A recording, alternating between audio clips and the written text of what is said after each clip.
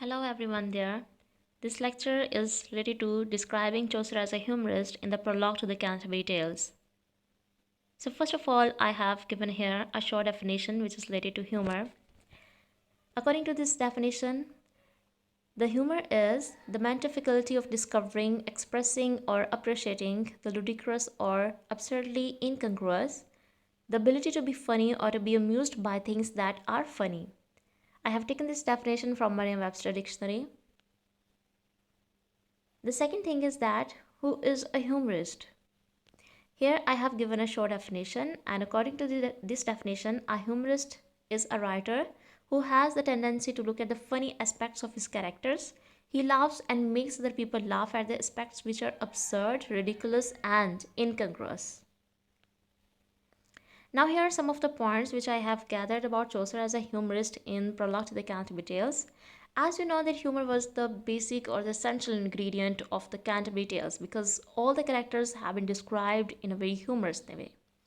So the first point that I have mentioned here is that Chaucer humor was very delicate and refined because Chaucer describes the manners, the attitudes, behaviors of his characters in a very humorous way. He just laughs at their follies and their absurdities. The second point is that Chaucer's humor had a very sophisticated touch and he never offends anyone. For example, when he talks about Prioress, he says that Prioress was so amiable and pleasant in her nature that she tried her best to copy the manners of the aristocrat class. So here we come to know that he was not appreciating Prioress or he was not making fun of her. He just he's just describing her character in a very humorous way with sophisticated touch. The third point is that Joseph presents humor through incongruity. Incongruity is like creating disharmony among the situations. So Chaucer, when he talks about physician, he says the physician is grounded in astrology. Now we know that physician is a person who must have read all the medical authorities of his time, but here the physician is more interested in reading about the astrology. He looks up at the planets and the stars and then he cures his patients. So Chaucer here creates humor through incongruity. The next point is that Chaucer humor is sometimes ironical in its tone.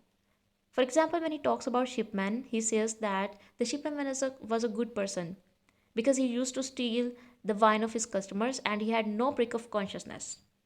So here his tone becomes a little bit ironic. Chaucer is never contemptuous towards his character. He does not hate anyone. Rather, his nature was very sympathetic and mild towards his characters. He just looks at their follies and absurdities and he just laughs at them. But he does not hate them for their weaknesses. The next point is that Chaucer always is trying to convey a message through his humor. Because when he talks about the monk, we come to know that he tells us that monk was a person who was fond of hunting and he was breeding a lot of greyhounds and horses. But we also know that monk is the head of his monastery. He should have more interest in the welfare of his monastery, but here the monk is very different in his character. So Chaucer here is conveying a message through his humor that what should be the perfect character of a monk. The last point is the light satirical tone.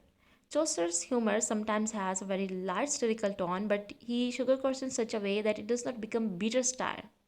So his humor is a little bit having light humor and gentle style in it. So these were some of the points. I hope that it had helped you in understanding Chaucer as a humorist in Prologue to the Canterbury Tales. Thanks for listening.